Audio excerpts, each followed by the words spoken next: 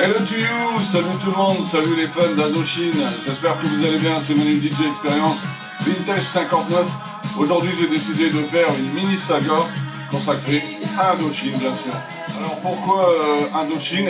Parce qu'ils ont sorti leur 14e album Babel Babel et vous allez voir c'est juste une tuerie. Donc j'ai décidé de faire une saga consacrée au groupe Indochine, donc tout de suite. Alors Indochine, ça commence en 1981, le groupe se forme, enfin au tout début des années 80. Et là, il faut savoir que leur première chanson, c'est pas une chanson composée par eux, puisqu'ils reprenaient L'Opportuniste de Jacques Dutronc, une version plus rock, plus new wave on va dire. Et donc ensuite ils ont fait un deuxième single, qui était, on va dire leur premier single, qui s'appelait Dissidence Politique. Et puis bien sûr ensuite, on a eu ça. Alors, pour ceux qui pensent que le premier 45 tours d'Indochine c'était l'Aventurier, non. L'Aventurier c'est le premier tube. Le premier single d'Indochine c'était ça. C'était cool, ça s'appelait tout simplement Dissidence Politique. Voilà, c'était cool, c'était les années 80, c'était Dissidence Politique. Et c'était donc le premier single du groupe Indochine. Et donc, le deuxième single qui va devenir un méga tube, c'était... Eh oui, bien sûr, l'Aventurier, Bob Moran contre tous les chacals. Qui ne connaît pas ça, hein? L'un des plus grands tubes des années 80, bien entendu. Indochine est né, donc voilà, c'était le premier single, et ça a été leur premier tube, bien sûr. Alors ensuite, ils vont enchaîner, bien sûr, avec leur deuxième album, avec deux chansons formidables qui s'appelaient Miss Paramount et Cowbang. Celle-là, moi, c'est une de mes favorites. Cowbang, 1983, Indochine est parti. Donc, après l'Aventurier, c'est le succès. Donc voilà, Indochine enchaîne les tubes et ça va durer comme ça pendant une bonne petite décennie. Alors, on est en 1985. Ah, qu'est-ce que c'était? Ah, It's a Have a Good Time. Donc en 85, Indochine sort son troisième album et c'est un carton. Tube sur tube. L'album s'appellera 3 comme troisième album, hein, et c'est un carton. Alors vous avez troisième sexe, 3 nuits par semaine, des yeux noirs, bref, Canary Bay, n'en jetez plus, la cour est pleine. C'est un album qui regorge de tubes et Indochine devient forcément le groupe number one. Surtout que Téléphone, bye bye. Et oui, comme je disais, donc Téléphone qui a raccroché, on va dire ça comme ça. Jean-Louis Aubert et Louis Bertignac ont décidé de partir chacun de leur côté. Ils se séparent et donc Indochine devient le groupe number one. Et elle va le rester pratiquement, enfin avec des hauts et des bas, mais elle va le rester number one bien entendu. En 87, ils sortent leur album 7000 danses. Et c'est un album beaucoup plus dur, beaucoup plus politique, avec une chanson que moi j'adore qui s'appelait Les Tsars. Il y aura bien sûr aussi La Chevauchée des Champs de Blé, La Machine à rattraper le temps. Alors, des bonnes chansons, mais Indochine va surtout s'expatrier et ils vont partir à l'étranger, aussi bien dans les patries, comme le groupe s'appelle Indochine, il fallait quand même y aller, ça s'appelait Indochine. On arrive à une maison de disque, on se dit on va s'appeler Indochine, je veux dire être complètement à la main, toi. Mais bon voilà, donc Indochine va voyager et va aller en Malaisie, va aller chanter un peu partout, au Pérou, enfin franchement, pour un groupe français c'est étonnant de voyager autant, mais ça marche, et Indochine marche pratiquement mondialement. Ça c'est pas bien à tout. Alors on termine les années 80, donc Indochine sort son 5e album, qui s'appelle donc Le Baiser, avec pratiquement le seul tube de cet album, ça s'appelait Des fleurs pour Salinger. On rentre dans les années 90 et ça va être une décennie noire de chez noir, on peut dire noir c'est noir, pour Nicolas Sirkis et sa bande.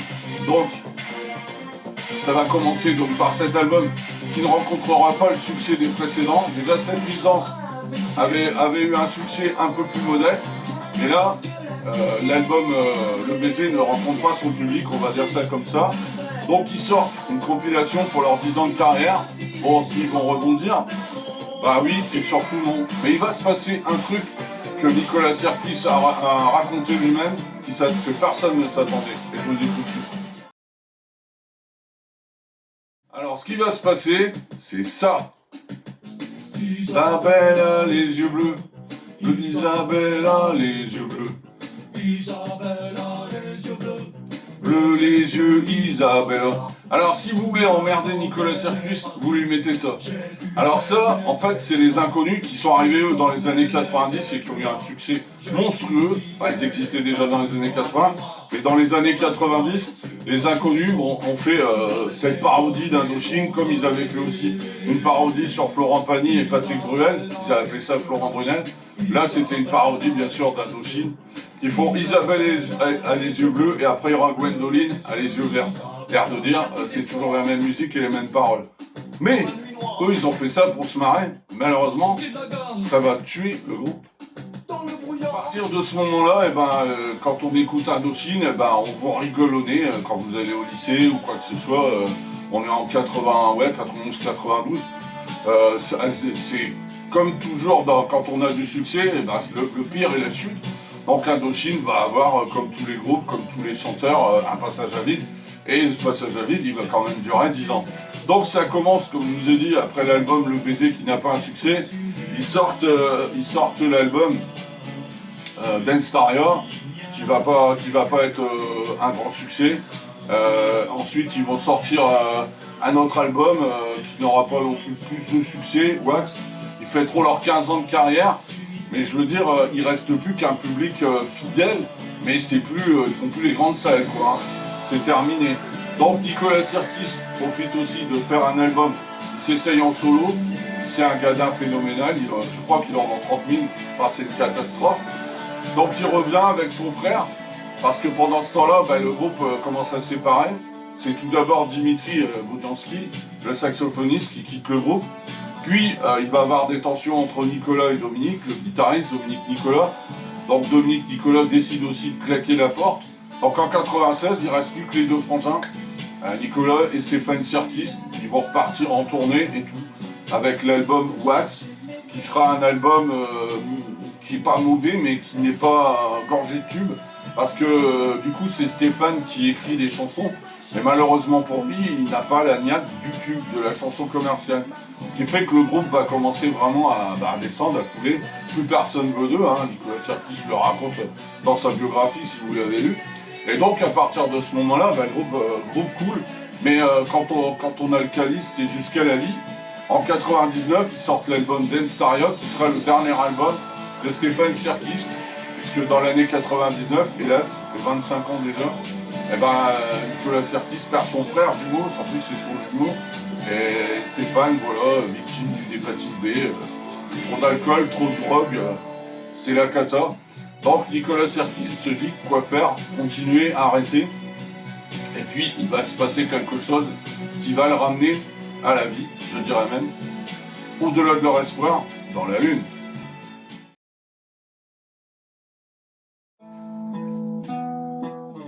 Alors nous sommes en 2001, à cette époque j'écoutais beaucoup RTL2 et il y avait un certain Francis Égut qui est un grand animateur de radio et il nous balance comme ça, j'ai une grande nouvelle, je vais vous envoyer le nouveau single de Indochine.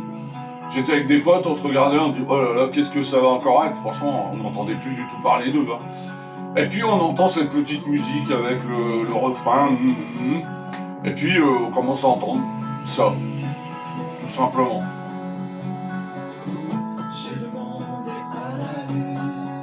Alors, première écoute, on entend J'ai demandé à la lune, on dit ouais, c'est sympa. Puis on entend que c'est Mickey 3D qui a fait la chanson, la musique. Et on se dit ouais, Mickey 3D, c'est le gars qui avait fait Respire. Bon, il avait un petit succès aussi au début des années 2000. Il était dans le in, quoi. On dit pourquoi pas. Mais ce qui va surtout sauver Nicolas Sirkus et le groupe Indochine, c'est un gars, il s'appelle Olive de Sable, et c'est lui qui va remplacer Stéphane, entre guillemets, et qui va se mettre à composer les chansons. Et à part J'ai demandé à la lune de Mickey 3D, les autres chansons, c'est lui qui compose l'essentiel de l'album, qui va ressusciter Indochine. Alors bien sûr, c'est l'album, il y a bien sûr Punker, Mao Boy, etc. Et là, Indochine repart comme en 40. Les gens s'aperçoivent, disent merde, c'est pas si mal. Moi-même, j'ai acheté le CD et à partir de là, roule ma poule, on est tous retombés dans le train Indochine, tout simplement. L'album est un carton, naturellement, victoire de la musique 2002, meilleur single quand je vais demander à la lune, des stades remplis, les zéniths, etc., comme dans les années 80, comme s'ils avaient complètement effacé les années 90, puis ils reviennent vraiment au sommet, quoi, avec un nouveau groupe, hein, puisqu'il y a Olive de Sac, et puis les autres musiciens qui arriveront, dont les batteurs, il y en aura plusieurs. Enfin, le groupe se reforme, et là, on peut dire que c'est plus ça tapote, ça fait pas du sac, c'est vraiment des putains de musiciens. Donc voilà, Nicolas Sirkis s'entoure de grands musiciens, et à partir de là, bah, ça va cartonner. Donc en 2003, ils font Bercy. Le 3 juin 2003, ils font Bercy. Et c'est plein craqué. Et là, on peut dire qu'à partir de là, Indochine va recommencer à faire des grands concerts dans les plus grandes salles de France et d'ailleurs. Donc on arrive en 2005. Et en 2005, eh ben, ils sortent l'album Alice et June, qui va vraiment mettre un grand coup de poing en disant bon bah c'était pas qu'un coup d'essai avec l'album précédent, hein, avec l'album J'ai demandé à la lune. Donc voilà, il réitère avec cet album-là, qui est juste une tuerie, quoi. Qui est juste une tuerie. Donc voilà, bah, Alice et June, bah, ça va propulser Indochine, qui va à partir de là refaire encore une tournée énorme, je crois que c'est 140 dates. Donc voilà, le Alice et June Tour qui va être vraiment monstrueux et on va dire Indochine est vraiment de retour. Indochine is back. Alors en 2007-2008, ils feront même un concert à Hanoï, et oui, carrément dans les pays asiatiques, donc ils feront la Corée du Sud, la Malaisie, etc. Enfin tous les pays, le Japon bien sûr. Donc voilà, ça s'appelle Indochine, donc voilà, et Nicolas Sirkis est de nouveau top, avec un orchestre là-bas à Hanoï, enfin un symphonique. Et là on s'aperçoit qu'Indochine, bah, ça devient une machine monstrueuse en point de vue commercial. Alors, c'est bien beau le succès, mais est-ce que ça va durer? En 2009, il sort l'album des Météores, et on a encore un tube avec Little Dolls en 2009, et ça continue. Rebelote, des clips super, des chansons entraînantes, des tubes, en voulez-vous, en voilà. Et ben Indochine, mine de rien, va fêter ses 30 ans de carrière. Comme je vous ai dit, avec des hauts et des bas, mais de toute façon, une carrière, on ne peut pas avoir que des hauts, c'est pas possible. Donc Indochine est toujours là, et en 2010, ils vont faire quoi? Rien de plus, rien de moins. Il n'y avait que Johnny avant, en français, qui l'avait fait, le Stade de France. Donc Indochine fait le Stade de France en 2010. C'est archi plein, il y a 80 000 personnes aux Anges, et ils fêtent leurs 30 ans de carrière comme ça, et c'est top.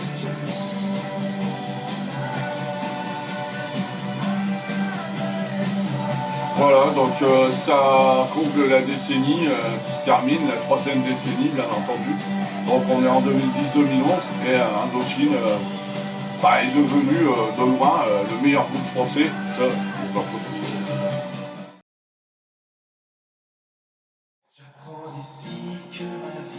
Alors en 2013, ils sortent l'album Black City Parade et dedans il y a une chanson géniale qui va être une chanson très importante dans la carrière d'Indochine, c'est College Boy.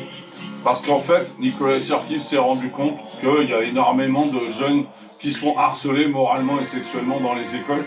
Et comme ça lui tient à cœur, il va sortir une association. L'association va faire que la chanson va devenir encore un tube. Le clip sera même interdit, je crois, avant 22h, tellement il est violent, mais au moins ça fait bouger les consciences. Et Indochine recartonne encore, refait le Stade de France en 2014. La tournée Black City Tour est sold out. Et ils sont repartis encore pour X dates. Et la machine Indochine est lancée pour la énième fois. Et ça marche toujours. Et maintenant, ça fait comme Johnny. Vous avez en grosso modo 3 générations qui vont voir Indochine. Vous avez les gens comme moi qui ont démarré dans les années 80. Vous avez ceux qui ont écouté un peu ça dans les années 90. Mais c'est surtout au début 2000. Parce qu'ils sont partis dans le punk, dans le gothique. Et forcément, ils ont un public plus jeune. Et puis là, on est en 2013, je veux dire, la troisième génération se met en route.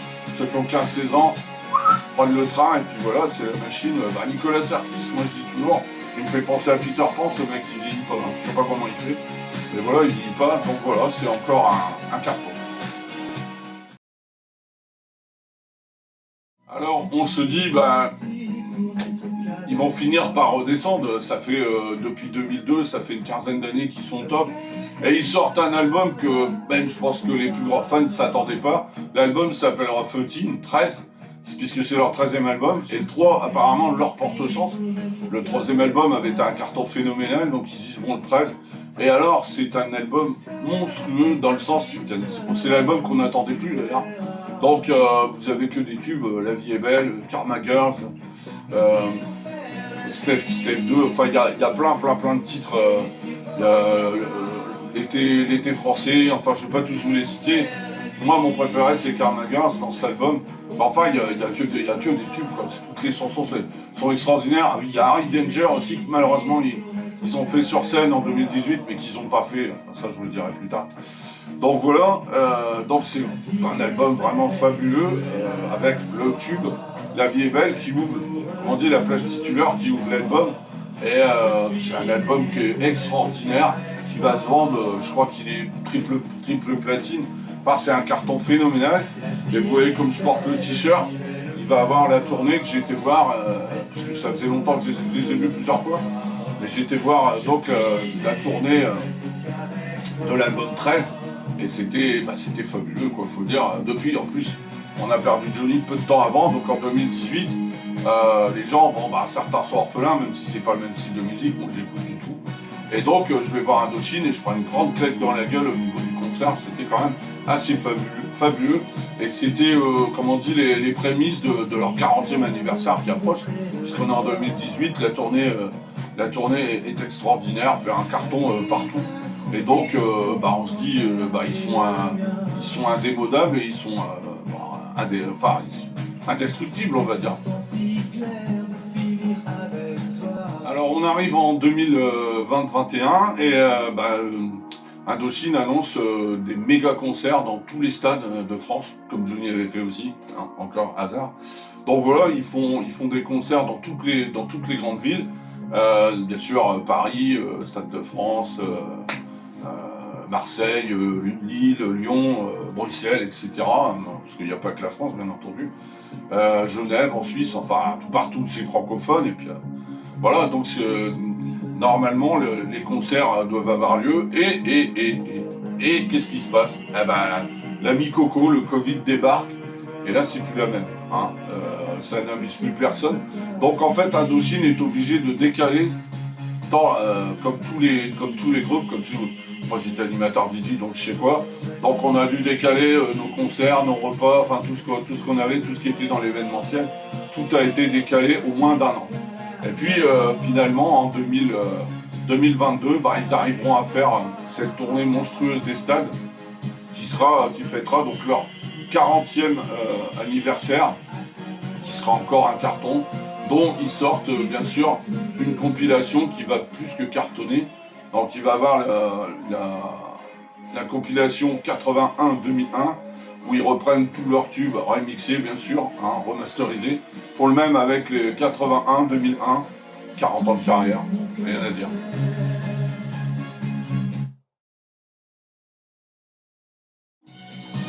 Et alors pour ces 40 ans de carrière, qu'est-ce qu'ils font? Ils repartent en tournée, bien entendu, hein, puisque ça a été décalé d'un an. Alors donc une fois qu'ils ont fait tous les stades, ils refont les zéniths, etc. Et puis ils vont sortir ce single qui va encore être un tube absolu, Nos Célébrations, qui fait justement les célébrations des 40 ans, et 40 ans pour un groupe. Même si on regarde les groupes américains ou anglais, il n'y en a pas beaucoup qui ont franchi cette étape-là. Donc respect quand même Nicolas Sirkis, malgré tous les déboires qu'il a eu, toutes les galères, il est encore là avec son groupe, et c'est pas fini. Alors on arrive à l'été 2024 et j'entends cette petite musique et j'entends bien entendu, je reconnais bien sûr Nicolas Sirkis qui entre deux fera quand même un single avec Moby, puis sortira cette chanson qui s'appelle Le Chant des Cygnes, qui appellera donc ce nouvel album qui est sorti donc le 7 septembre, qui est une pure merveille, faut dire comme c'est encore un putain d'album. Il dit toujours putain de concert, putain de stade, moi je dis putain d'album. Et donc c'est le nouvel album avec cette première chanson qui s'appelle Le Chant des Cygnes. Écoutez le refrain, vous allez l'avoir dans la tête.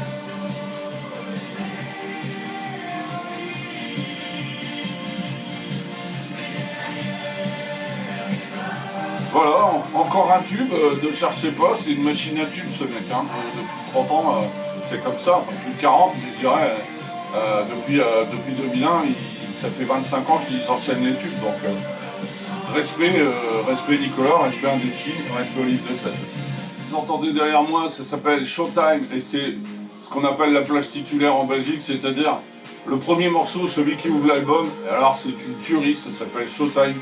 C'est un duo avec une certaine Anne Perretto. Personnellement, je la connais pas, mais bon, voilà, les deux voix s'accordent parfaitement. Et ça lance vraiment bien l'album. Bon, forcément, si vous aimez l'électro, si vous aimez le punk, si vous aimez toutes ces musiques un peu mélangées, modernisées d'aujourd'hui, dance, électro, tout ça, bah voilà, vous avez ce morceau qui ouvre très bien l'album. Et ça donne tout de suite la couleur de l'album, ça va pas être un album mou. Et ça fait plaisir parce qu'on n'a plus beaucoup de rock en France. Alors cet album regorge de tubes, je vous le dis tout de suite. Celle-ci, elle s'appelle Victoria. Et à mon avis, vous allez les entendre sur les ondes, enfin sur les radios web comme on dit aujourd'hui. Je peux vous assurer que ça, c'est encore un tube. Ça s'appelle Victoria. J'ai écouté tout l'album, plusieurs fois bien entendu. Et cette chanson-là, pour moi, elle ressort. C'est la meilleure. Il y en a des biens, hein, mais pour moi, c'est celle-là qui tape le plus à l'oreille. Ça s'appelle Victoria, et pour moi, c'est encore un tube. Bon, voilà. De toute façon, cet album regorge de tubes. Je vous dis, si vous aimez le rock, si vous aimez la pop, si vous aimez les musiques électro, et avec des grandes lyriques comme ça, des grandes parties comme ça, un peu symphoniques en électro, vous allez vous régaler. Alors, comme c'est le 14e album, ils l'ont intitulé Babel Babel. La pochette est superbe, ça monte un peu Babel Babel, hein, la tour de Babel, la fin du monde, la fin du monde.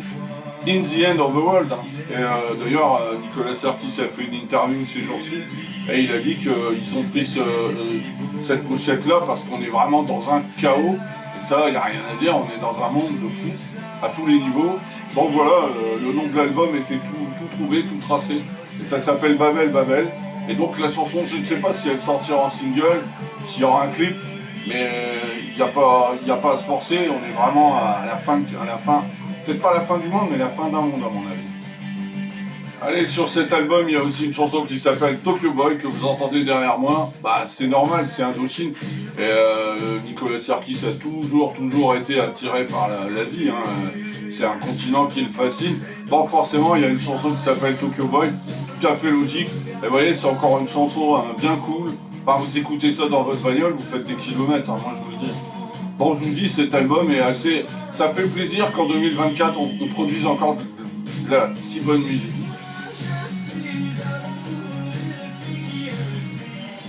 Alors, dans cet album, il y a pas mal de duos. Et là, vous avez un duo avec une certaine Marion Beneteau, que je ne connais pas non plus, parce que la particularité aussi de Nicolas, il a tendance à chanter avec des chanteuses qu'en France, on ne connaît pas bien. Enfin, sauf peut-être ceux qui connaissent l'électro, mais moi, elle ne me dit rien du tout. Et là, on entend aussi un gars qui avait chanté avec lui au Stade de France.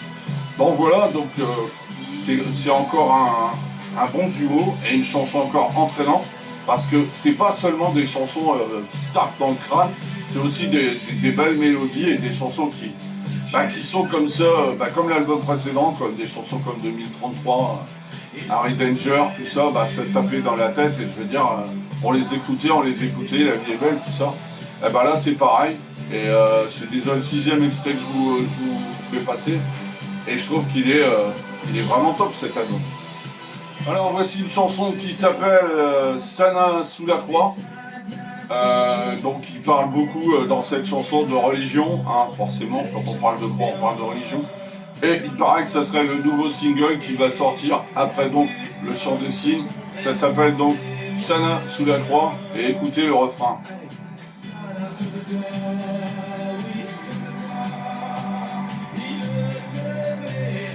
Voilà, c'est toujours du Indochine, c'est toujours... pour certains vont dire c'est toujours la même chose, moi je trouve pas, moi je trouve que cet album-là est encore... je le trouve encore plus rythmé que le précédent, enfin c'est vraiment des chansons... c'est de la musique vraiment pour se défouler, quoi. Tout simplement, vous pouvez faire votre jogging par exemple, une petite chanson, où vous êtes sur un tapis roulant, ou voilà. Bon voilà, ça s'appelle Osana sous la croix, et passer encore une chanson que vous allez avoir dans la tête tout simplement. Alors voilà, pour conclure cette saga Indochine, je voulais simplement dire que ce groupe-là, qu'on aime ou qu'on n'aime pas, ça fait, on en est quand même à 43, 44 ans de carrière, donc respect. Ça fait presque 45 ans maintenant, donc je veux dire, sauf incident, je pense qu'on ira, à mon avis, vers les 50 ans de carrière. Hein. C'est pas mal, hein, parce que comme vous avez vu, à part les Stones, les Beatles, bon, on n'en parle pas, parce que malheureusement, John Lennon est parti. Mais je veux dire, vous avez très peu de groupes qui ont duré plus de 40 ans. C'est énorme. Bon voilà, donc c'est encore un album qui est forcément number one, ils vont déjà être vite disque de platine, puisque maintenant il faut plus vendre beaucoup de disques physiques pour être disque de platine, donc ils vont être platine, double platine, non je sais plus, la cour est pleine, voilà. Donc sachez que y a encore une tournée forcément en préparation, donc ils vont faire tous les arénas, donc bien entendu c'est ce qui remplace les Zénith, hein. Donc bon voilà, encore des stades certainement en préparation, donc une tournée qui va encore cartonner. Et ils vont tourner à mon avis toute l'année 2025 avec cet album qui regorge de tubes. Et pour conclure, je dirais tout simplement que respect à Nicolas Sirkis, parce qu'il a quand même traversé toutes ces années de merde, hein, parce que les années 90 auraient pu complètement tuer le groupe. Après, dans un groupe, vous avez des aléas, vous avez des coups de chance, des coups durs, tout ça, et ce qui l'a sauvé, je ne dirai jamais assez, c'est Olive de Sade qui est rentré dans ce groupe et qui l'a complètement transformé et qui l'a complètement réanimé, tout simplement. Donc voilà, pour terminer, je vous dirais, écoutez ce disque, c'est du monde, c'est du grand Indochine. Et puis, pour les fans, vous allez bientôt les voir sur scène. Si je peux, je pense que je retournerai les voir un jour, parce que ça vaut quand même le déplacement. Donc voilà, j'espère que cette vidéo vous aura plu. Ce titre s'appelait donc La vie est à nous. Inch'Allah, espérons qu'on a encore un peu d'avenir. En tous les cas, je vous remercie d'avoir vu cette vidéo. Et puis on se retrouve pour d'autres aventures. Allez, salut, ciao. Allez, petit bonus. Donc je vous rappelle, ce double album, c'est un double album, donc 17 titres, 17 superbes chansons, énormément de hits. Donc le dernier Indochine qui s'appelle donc Babel Babel. Et je vous passe 2033 parce que c'est une chanson que j'adore d'Indochine. Et puis je voulais juste dire un dernier merci au groupe Indochine, parce que quand on va les voir sur scène, au moins ça ne nous coûte pas un drop comme les autres. Oasis qui va demander 600 €, vous avez bien entendu, 600 € pour aller voir un concert. Ça devient n'importe quoi, bientôt il faudra hypothéquer sa maison pour aller voir un concert. Alors qu'avant, moi, il fut un temps où je payais, 150 francs, ça c'était le bon temps. En tous les cas, voilà, donc sachez que quand vous voulez voir Indochine sur scène, vous en prenez plein les yeux, plein les mirettes, plein les cages à miel. Et puis, ça vous coûte pas plus de 50 €. Et ça, moi je dis merci. Voilà. Voilà, c'était mon petit cadeau bonus. Et j'espère que cette vidéo vous aura plu. Je vous souhaite une bonne soirée, bonne visio. Et puis, n'oubliez pas cet album. C'est un petit chef-d'œuvre. Voilà. Allez. On se retrouvera peut-être, comme il dit, en 2033. Allez, salut. Je pense qu'on se retrouvera. Allez, salut, ciao.